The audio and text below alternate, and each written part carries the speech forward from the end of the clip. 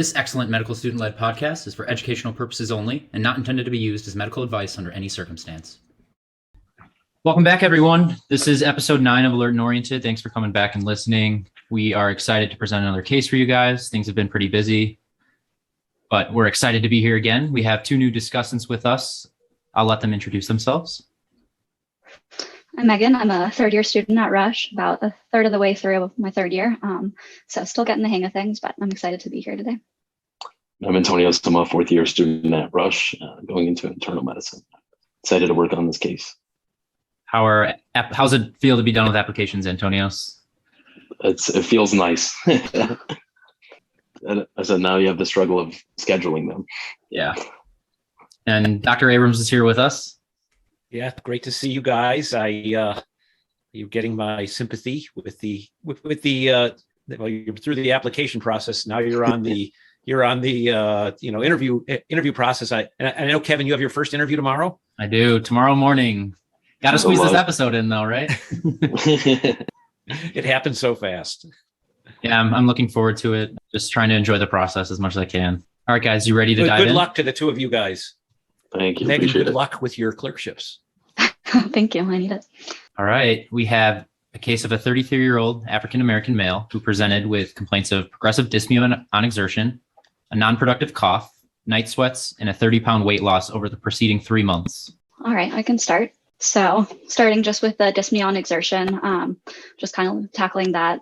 You always want to break it down into the different organ systems. So it could be an issue with the lungs, could be an issue with the heart, could be something hematologic like anemia. But when you add the cough on top of that, it definitely kind of localizes more to a lung pathology. But then adding in the night sweats and the weight loss, those are kind of red flags that we usually ask a lot of patients. So the fact that he does have those kind of points to the fact that there's something more systemic going on. And this is obviously more of like a subacute process. So all the usual like pneumonia infections, I feel like are probably less likely here just because it's been going on for so long. Agreed. And then night sweats and 30-pound weight loss is more concerning for malignancy. And a non-productive cough makes me, like you said, think less of an infection.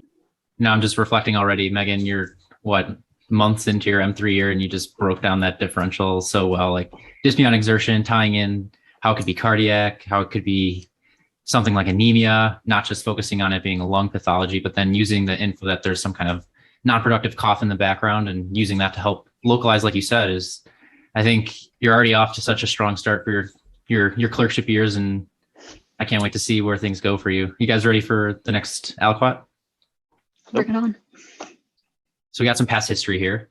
His past history was significant for morbid obesity, hypertension, tobacco use, right-sided congestive heart failure, and then obstructive sleep apnea. Yeah, especially with the tobacco use and, like I was saying, concern for malignancy with this 30-pound weight loss and these night sweats. He does have that history of tobacco use. And then also thinking of congestive heart failure, like Megan said, cardiac, he's got the risk factor of obesity and hypertension as well. Yeah, just adding to that, the fact that it's like the right-sided heart failure. I think if it was hypertension related, you kind of expect to see more of like a left-sided, but with the right-sided and the sleep apnea kind of points more towards maybe like a pulmonary picture, and you can get pulmonary hypertension with that. And just the obesity, you kind of have this like chronic inflammatory state. So I think it kind of increases the likelihood of just a lot of those inflammatory disorders.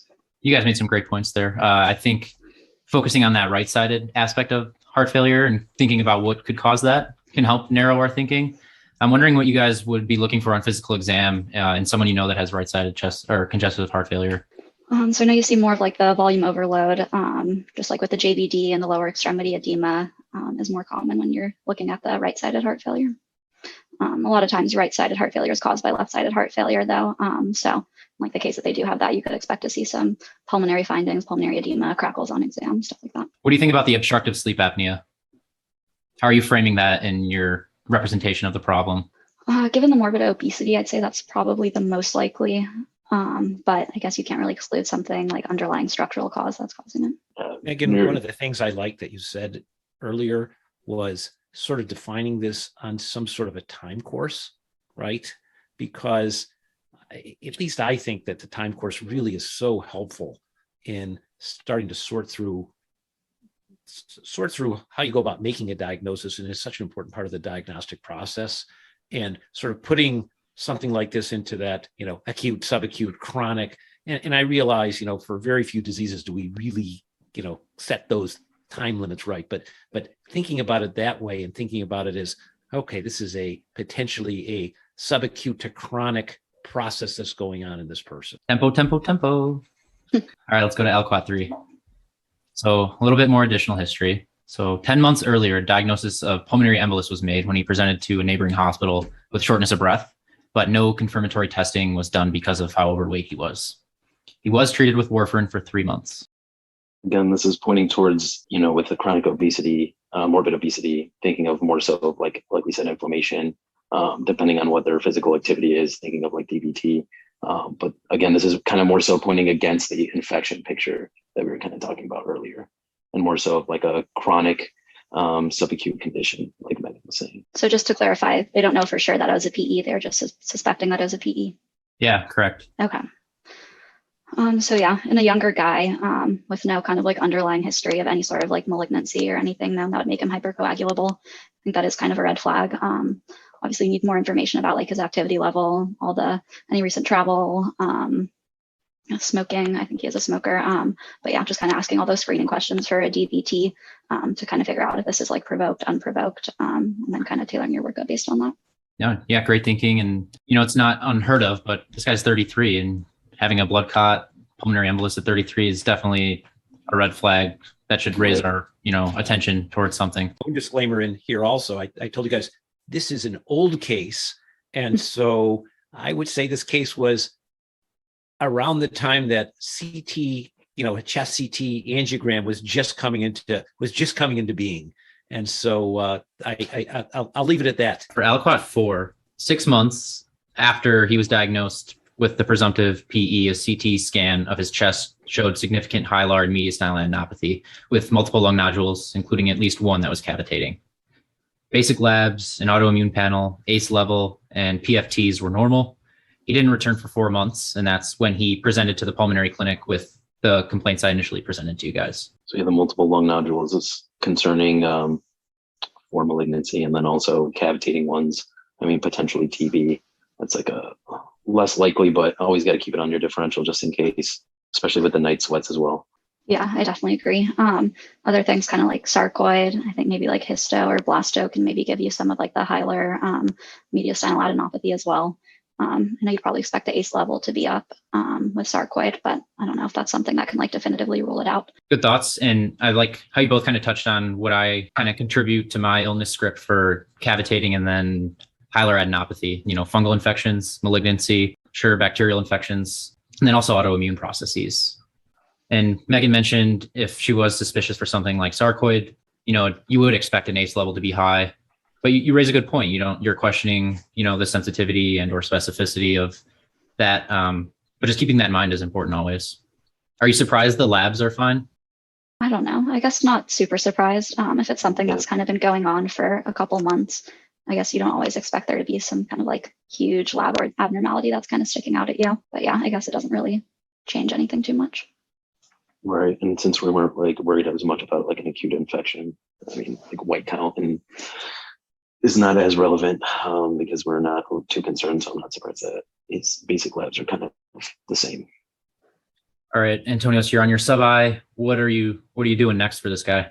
This guy, he had a CT, so probably wouldn't repeat that unless it was like a year out. These pulmonary nodules are concerning. I probably want to biopsy them and get Pulm involved and see what these nodules actually are, if they're concerning for malignancy or something else like sarcoid. So tissue's the issue for you? Yeah. One of the things that I think of in cases like this is to look at the thing that's the most unusual, right? So there's a lot of things going on in this case, potentially. This person has a number of things that are happening. And I look at this and I say, so what's the most unusual thing that I see on this? Listen, we could all be drawn to something different as we look at the case, but to me, there's something that sort of stands out and says, okay, well, at least I can start wrapping my brain around this piece and then working back. Because remember, there's a lot of things going on. This person's had a PE before. This person has all these systemic symptoms. They have all these things rolling around.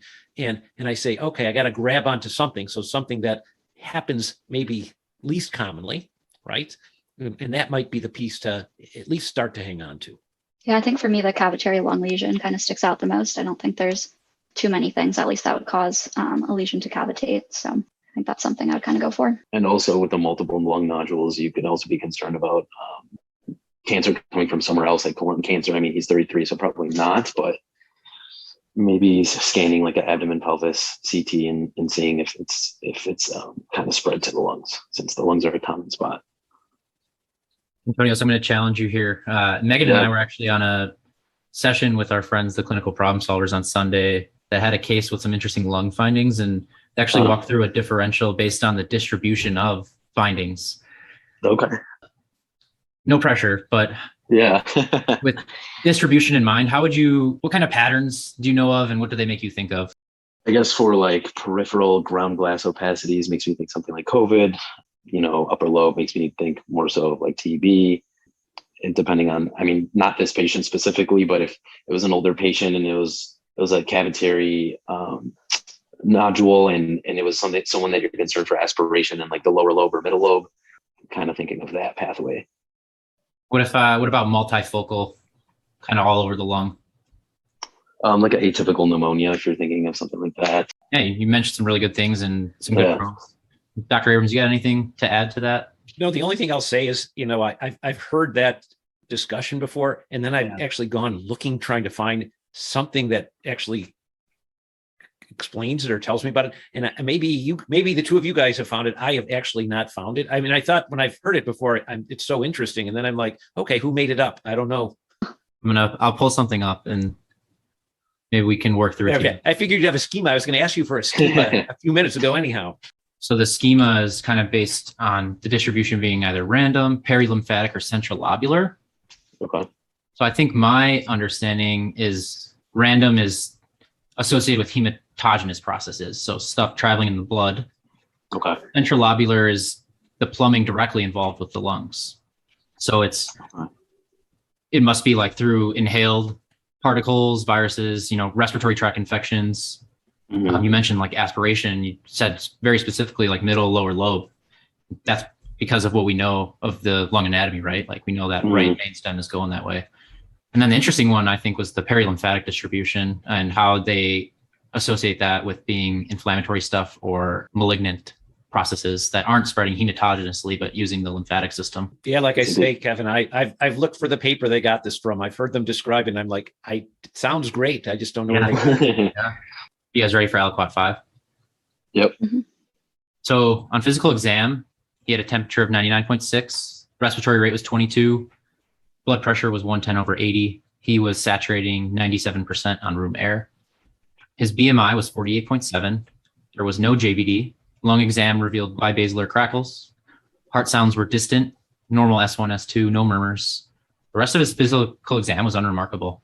Yeah, this doesn't give you too much. I mean, other than bibasilar crackles, I would think of maybe like some heart failure, but no JVD, so it's not extensive. He has no pitting edema. It doesn't give you too much, but other than the bibasilar crackles would maybe make me think of heart failure, but not other signs are really pointing too much that way. Yeah, the only other thing that stuck out to me is the distant heart sounds. Had me think of maybe like a pericardial effusion. If we are worried about malignancy, it could be like a malignant effusion, or even something autoimmune could cause an effusion. So sometimes with patients that are obese, I think the heart sounds can kind of sound distant anyways, just because of the obesity. But with the crackles and the distant heart sounds, I think an effusion is something that kind of needs to be evaluated. I think those are really good lines of reasoning. And I like how you kept in mind what it might be, but also what you know about the patient already and how that might affect physical exam findings. And it's popular in our documentation, right? Like unable to access or did not visualize due to body habitus, right? Mm-hmm. So keeping that in mind is important, knowing that we now have a BMI to characterize this person's obesity. But like Antonio said, not a particularly helpful physical exam.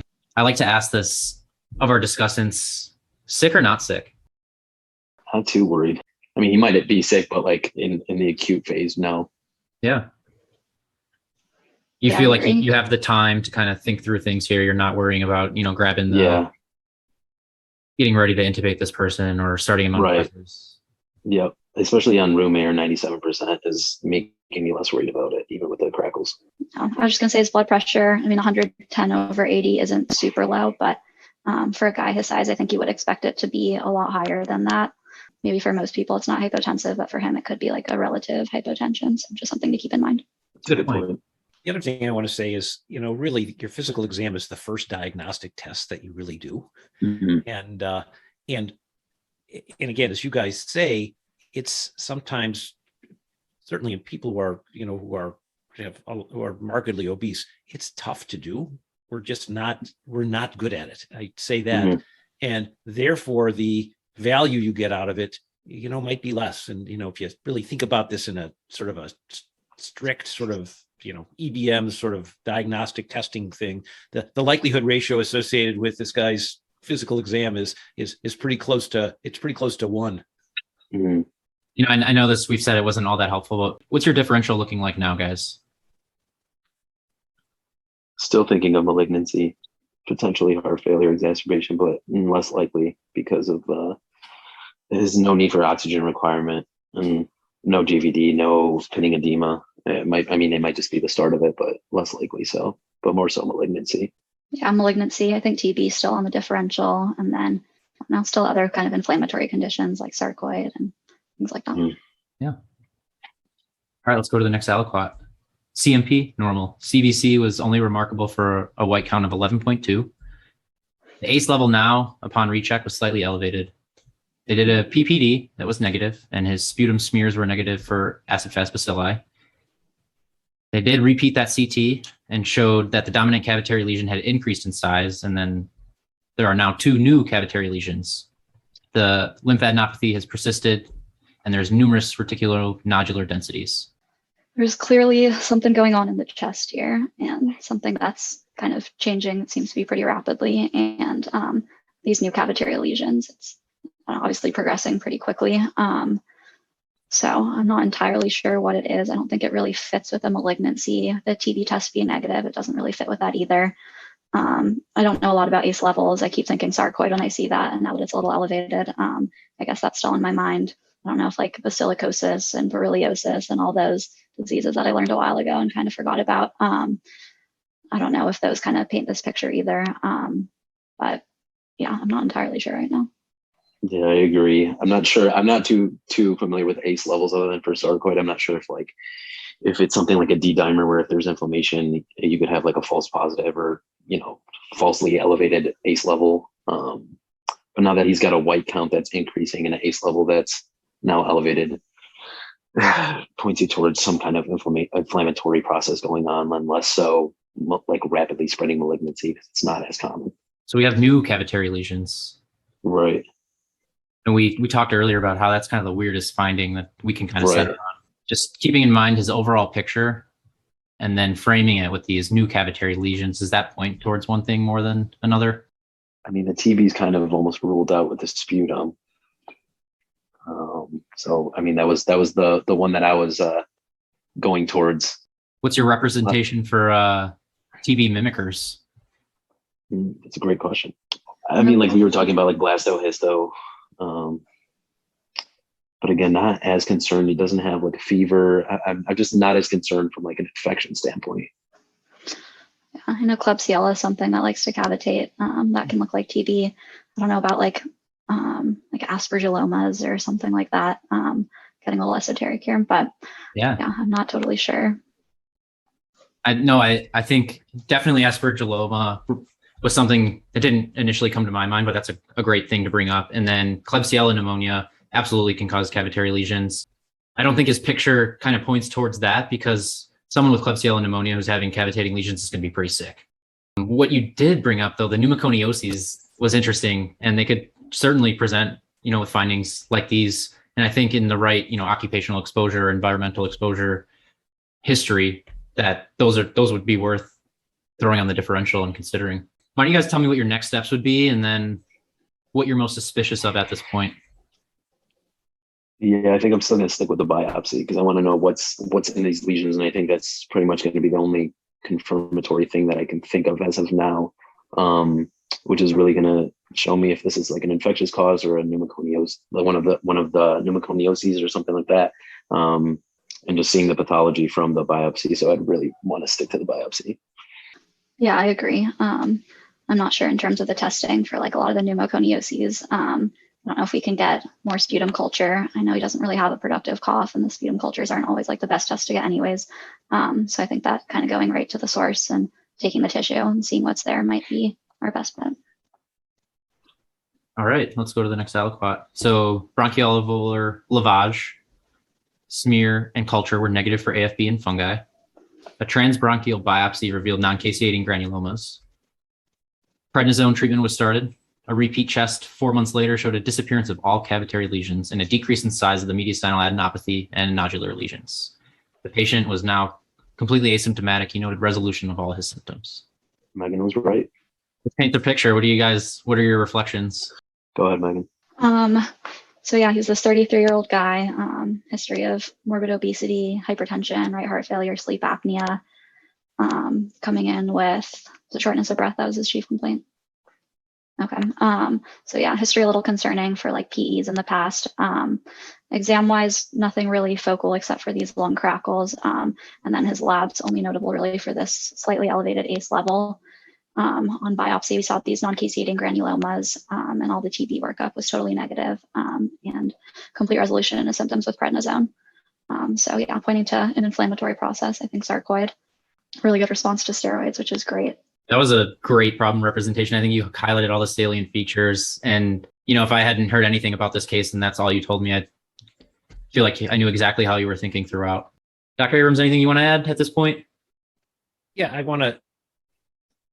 first of all, I want to tell you guys what a great job you did talking through this.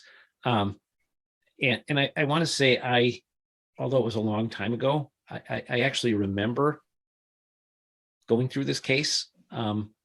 Because as I said, this is something I saw a number of years ago, and when I reflect back on the differential diagnosis in this case, it does come down to, and I don't know, Kevin, maybe we should come up with a schema for cavitary lung lesions. Yeah, because there are a number of more things that actually cavitate, and actually chronic pulmonary emboli can cavitate at times. And actually, one of the things that doesn't cavitate very much is actually sarcoidosis. And so to me, that's what made this case, in my mind, really interesting, is that it is an unusual, and I think you got a slide after there. It's an unusual cavitating disease. Certainly with everything else, without the cavities, you come, this is probably sarcoid, but you guys were right. I mean, you have to go through that entire differential diagnosis, and it's the TB and the TB mimickers, and it's the, inflammatory diseases. And really, we could go through almost every inflammatory disease and say, it could have been this, it could have been rheumatoid arthritis, and it could have been this one, it could have been that one. And of course, obviously there's the malignancy piece that goes through this also. And so it was the funny cavitator that actually turned out to be the answer in this case. I like that. So you guys were right. It was diagnosed with sarcoidosis. You guys mentioned that pretty early and had that on your mind throughout each aliquot and kind of used information to help support your thinking. So that was great job, guys. It's always exciting to hear how you reason. Antonios, we're almost done with medical school and we're soon to be interns, and Megan's just kicking off her third year and already reasons so well. It's so cool to see. Yeah. I was just going to ask about the pulmonary embolism. Is there a good way to kind of tie that into everything, or? I don't know. I don't think so. I think okay. You were right. Who knows if he even had a pulmonary embolism at that time? It was an empiric diagnosis, and again, he was treated, and then treatment was stopped. Okay. So sarcoid, it's a relatively common disease, usually has an insidious onset, a benign course, and the diagnosis is made by exclusion. Patients can present with complaints of cough, dyspnea, chest pain. Chest x-ray will typically show bilateral hilar lymphadenopathy and or pulmonary interstitial infiltrates. And like Dr. Abrams said, cavitary lesions are extremely rare and thought to occur in only maybe 1 to 3% of all cases. So therefore, sarcoid patients with cavitary lesions may be easily misdiagnosed, and you guys navigated through some of those other causes. So while the most common differential diagnosis for cavitary pulmonary lesions is neoplastic, infectious, autoimmune, and pulmonary infarct secondary to septic or PE, got to keep sarcoid in mind. So in order to diagnose these cavitary lesions, cultures for AFB and fungi should be negative to rule those out. And then the hallmark finding is made on pathological diagnosis, showing that non-caseating granuloma. Cavitary lesions may develop at any time during the course of this disease, as seen with the patient. Cavitary sarcoid may respond to steroids, both clinically and radiologically, which was fortunately the case for this patient. So keeping the diagnosis in mind can avoid a delay in administering medication that could potentially resolve symptoms and findings completely. Sarcoidosis is a disease that's notorious for easily finding its way onto many differentials. It is a multi-system granulomatous disorder that's really poorly understood, but thought to be a manifestation of T cells and activated macrophages that accumulate and lead to the formation of granulomas. Sarcoidosis is really a chameleon-like disease. It's a great mimicker of so many other different things, and it's so multisystemic that virtually any organ system has been associated as being involved. My illness script for sarcoidosis really centers around clinical manifestations distributed amongst 5 of the organ systems, primarily involving the lungs, presenting as bilateral hilar lymphadenopathy, can ultimately progress to fibrosis, and later manifest in pulmonary hypertension. There's various cutaneous associations that can include nonspecific rashes, erythema nodosum, and lupus pernio. There are ocular findings, interestingly, such as anterior uveitis. There's the notorious neurosarcoidosis that is a challenging diagnosis to make and often overlooked, but can present with cranial nerve palsies, nonspecific headache, even seizures. And an additional consideration is cardiac sarcoidosis, or involvement of the myocardium with granulomatous inflammation that can present as cardiomyopathies or various arrhythmias such as a heart block. There are some other findings that we think of when we're trying to make the diagnosis of sarcoidosis, and one being hypercalcemia. It could be an elevated angiotensin converting enzyme, elevated IL-2 receptor, inflammatory marker elevations such as CRP, ESR, and then elevated amyloid A. FDG PET-CT is actually the most effective imaging modality we can use to diagnose sarcoidosis and kind of characterize how multisystemic it truly is, because it shows sites of specific tissue inflammation. But biopsy showing non-caseating granulomas is really the mainstay in diagnosis. Treatment is primarily expert opinion, and first line centers around glucocorticoids, but it's well known that prolonged use and increasing doses are really associated with some adverse effects. There has been a shift to use glucocorticoid-sparing therapies such as methotrexate, azathioprine, mycophenolate, and then incorporating some of the biologic treatments that we have, such as infliximab and adalimumab. I also wanted to mention that hydroxychloroquine has been associated as a successful treatment in neurosarcoidosis and cases with hypercalcemia and cutaneous manifestations. Treatment guidelines are continuing to evolve and move towards a more personalized approach. Certainly can say a few things about this, and I always start with who are the famous people who had sarcoidosis, and you guys probably know. I mean, over the last couple of years, or now it's longer than that. I mean, there's been a lot of awareness that's been drawn to this because of certain people who've died of sarcoidosis, and the ones that people hear about. I think Bernie Mac, the comedian, he ultimately died of sarcoidosis, and I think Reggie White was the NFL player. I think he was in his 40s when he died of sarcoidosis. The two that are sort of sitting out there, and so these are really historical. They're historical people that people speculate may have died of sarcoidosis, had it or died. One of them was actually Shakespeare, and so there's a famous picture of Shakespeare out there that people have looked at and said, well, if you look at his, I think it's his left eye had a lesion that was suggestive that he may have had sarcoidosis. But probably the most famous of all the people who are, speculated to die of this is actually Beethoven. And Beethoven actually is another person who actually had an autopsy, although his autopsy was done in the 1700s and there were no microscopes done at that time. And there's at least a number of papers out there that seem to indicate that the most likely cause of his death and the likely cause of his deafness was sarcoidosis. Although the more recent sort of speculation is actually that he died of Whipple's disease, and that'd be a really hard one to prove. So I guess I'll stick with the fact that Beethoven had sarcoidosis, and that's what ultimately caused his death. Wow, I didn't know any of that. Yeah, I had no idea. Some great history. You just mentioning Whipple disease, maybe it would have been hard to diagnose then, and it still is now. There's a patient on our heme service, and we're basically ruling out the entire kitchen sink of potential diagnoses. And then once that's done, and ID was like, maybe then we can consider investigating for Whipple's disease.